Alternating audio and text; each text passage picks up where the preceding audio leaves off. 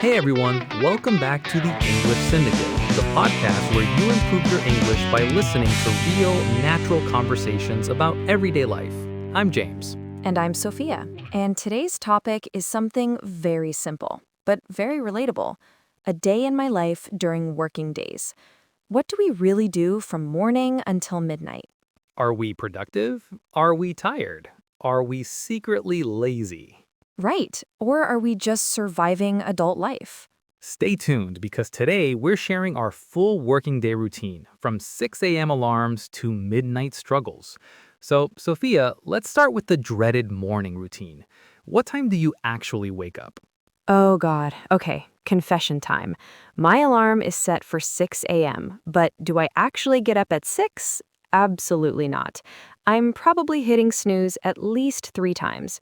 So realistically, I'm rolling out of bed around 6:15, 6:20. What about you? I wish I could say yes, but honestly, I'm exactly the same. My alarm goes off at 6, but my brain needs at least 10 minutes to process that I'm alive. But here's the thing. I've learned that what you do in those first 30 minutes really sets the tone for your entire day. For me, I try to do some light stretching or maybe 10 minutes of exercise. I believe in discipline over motivation. You know what I mean? Motivation comes and goes, but discipline gets you moving even when you don't feel like it. Oh, that's a good phrase. Discipline over motivation. I like that. For me, my morning routine is a bit different. I'm not really an exercise person first thing in the morning, so I immediately make coffee. That's non-negotiable. Then I spend maybe 5 minutes just sitting quietly, drinking my coffee, and mentally preparing for the day. Haha, trying to be human. I love that. And breakfast, are you a breakfast person? Sometimes, if I'm being honest, it depends on how rushed I am. If I'm running late, I'll just grab a banana and eat it on the way to work. But on good days, I try to have something proper, maybe eggs or oatmeal. What about you? Are you one of those people who meal preps and has their life together? I wish. No, I'm pretty much winging it every day. I usually have some cereal or toast, nothing fancy. But here's where it gets interesting the commute. Oh, yes, totally different. You take the MRT and I drive. It's like we're living in two different worlds. Exactly. So for me, I leave the house around 7:15 to catch the train. And let me tell you, peak hour on the MRT is an experience. I can imagine. Crowded? Packed like sardines. But you know what? I've actually learned to use that time productively. I either listen to podcasts or review my notes for the day. That's really smart, making the most of the time you have. Right. The journey takes about 45 minutes door to door, so that's almost an hour and a half of my day just on commuting.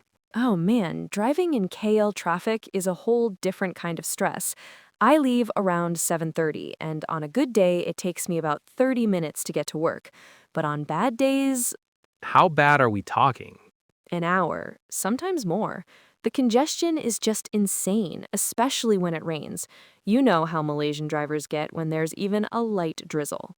Oh, yeah, everyone suddenly forgets how to drive. Exactly. But like you, I try to make the most of it. I listen to music, podcasts, or sometimes call my family, though I have to be careful because the traffic can be unpredictable. Safety first, absolutely. So we both usually get to work around 8:30, 9 a.m. Now, let's talk about what we actually do at work. Sophia, you're an electrical engineer, right? Yes, I work for a consulting firm here in KL. My days are pretty varied, which I actually love. Some days I'm in the office working on designs and calculations. Other days I'm out on site visiting projects. That sounds interesting. Variety keeps things fresh. Exactly. A typical office day starts with checking emails, then attending a project briefing. We discuss deadlines and plan out the day. Then it's mostly heads down work, designing electrical systems, running calculations, preparing reports. And let me tell you, when there's a tight deadline approaching, the stress is real. Time management becomes everything. What about you, James? Financial analyst life. Is it as stressful as people think? Oh, it definitely has its moments. I work at a brokerage firm, so my day revolves around market hours. When the market's open, things get busy fast. Analyzing stock performances, preparing reports, updating portfolios. It can be. The thing with financial markets is they're constantly moving, and you have to stay on top of everything. One piece of news can change everything in minutes, but I actually enjoy that pace. It keeps me sharp, you know? Yeah, I can see how that would be exciting, but also exhausting. Definitely. By lunchtime, my brain needs a break. Speaking of lunch, what's your lunch situation like? Do you go out or are you a pack from home person? It depends on my workload. If I'm super busy, I'll just grab something quick from the office cafe or order delivery. But when I have time, I love going out with colleagues to the nearby food court. You know how it is in Malaysia. Amazing food everywhere. My go-to is usually nasi campur or sometimes chicken rice if I want something lighter. Oh man, now you're making me hungry. I'm similar. It really depends on how busy the day is. Sometimes I'll meal prep on Sundays and bring lunch, but let's be honest, that doesn't happen often. Ha, Sunday meal prep intentions versus reality. Exactly. Most days I end up going to the food court near our office. There's this amazing wonton mee stall that I'm addicted to. Wonton mee is so addictive though. Right? The uncle there knows my order by heart now. It's kind of embarrassing. But lunch break is also important for mental reset. It's not just about food. Absolutely. I think taking a proper lunch break is so underrated. Some people just eat at their desk, but I really believe you need that time to step away and recharge. Totally agree. So after work, this is where our routines get interesting again. What time do you usually finish work, and what do you do after? I usually wrap up around 6 p.m., sometimes 6:30 if there's a deadline looming, and here's where I try to be consistent. I go to the gym probably 3 times a week, mostly cardio and some light weights. Nothing too intense because honestly, after a full day of work, I don't have the energy for hardcore training. But consistency is more important than intensity. That's a great point. Consistency over intensity. Exactly. And exercise really helps me decompress from work stress. What about you? I know you play table tennis, right? Yes, table tennis is my thing. I play at a community center near my place, usually twice a week. It's quite addictive, actually. I can imagine. It's such a fast-paced sport. That's exactly what I love about it. After a day of analyzing numbers and sitting at a computer, having something that requires quick reflexes and physical movement is perfect. That's awesome. Social activity and exercise combined. Right. On days when I don't play table tennis, I usually just go for a walk or maybe hit the gym. But honestly, some days I'm too tired and I'll go straight home. And that's totally okay too. I think people put too much pressure on themselves to be productive every single moment. Exactly. Sometimes the most productive thing you can do is rest. So, what's your evening routine like once you get home? Well, first thing is dinner.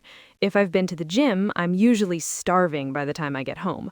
I try to cook, but let's be real. Sometimes it's just instant noodles or delivery. No judgment here. We've all had those instant noodle nights. Thank you for understanding. After dinner, I usually spend time unwinding. Maybe watch a Netflix series, read a book, or video call my family. That sounds nice and balanced. I try to keep it relaxed. What about you? Are you more of a night owl or do you wind down early? I'm definitely more of a night owl, which is probably not great for someone who has to wake up at 6 a.m. I usually get home, eat dinner, and yeah, cooking is hit or miss for me too. Then I might work on personal projects, practice guitar, or browse YouTube until I realize it's way too late. Ugh, the YouTube rabbit hole. So dangerous. Right? You start watching one video about something random, and suddenly it's midnight and you're watching a documentary about ancient civilizations, wondering how you got there. That's so accurate. And then you're tired the next day and the cycle continues. Exactly. I'm trying to be better about setting a cutoff time for screens, but it's a work in progress. Okay, let's talk about useful vocabulary from our conversation today. Great idea. Let's start with commute, your daily journey to and from work. James commutes by MRT. I commute by car. Right. And we talked about peak hour. This refers to the busiest time for traffic and public transport, usually around 7 to 9 a.m. and 5 to 7 p.m. Then we have set the tone, establishing the mood or atmosphere for something. Like James said, what you do in the first 30 minutes sets the tone for your entire day. And I mentioned discipline over motivation. This phrase means relying on consistent habits rather than just feelings of inspiration to get things done. We also talked about deadline, the final date when something must be completed, and briefing, a short meeting to give information. Sophia mentioned congestion when talking about traffic jams, and both of us talked about consistency, doing something regularly over time. Time management came up too, organizing and planning how to divide your time between different activities. And finally, I said table tennis is addictive, something so enjoyable you want to keep doing it. Perfect. So that wraps up our discussion about a day in my life during working days. I hope our listeners could relate to some of the things we talked about. Absolutely. And remember, everyone's daily routine is different. The important thing is finding what works for you and being honest about adult life. It's not always perfect. Exactly. If you enjoyed today's episode, please give us a like, subscribe, and share it with anyone who's learning English. Goodbye then. Thanks for joining us on the English Syndicate. Until next time, see you.